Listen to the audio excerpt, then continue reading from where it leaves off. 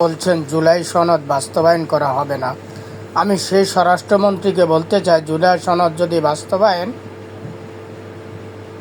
করতে না চান তাহলে আপনারা ক্ষমতা আসলেন কোন সনদের ভিত্তিতে, কোন সংবিধানের ভিত্তিতে? আর জুলাই অভ্যর্থন যদি না হতো, জুলাই আন্দোলন যদি না হতো, তাহলে আপনি ভারতের থেকে কিভাবে দেশে ফিরতেন?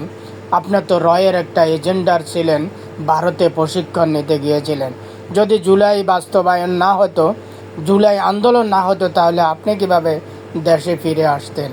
যদি জুলাই সনদ বাস্তবায়ন না হয়, তাহলে আপনাদের এই অবৈধ সরকার, আপনি অবৈধ একজন স্বরাষ্ট্রমন্ত্রী, বাংলার মানুষ কখনো মেনে নেবে না। তবে এটা স্মরণ রাখেন,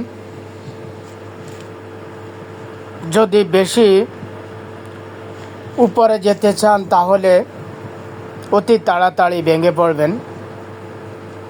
অহংকারে পতন, এটা সবাইকে মানতে হবে।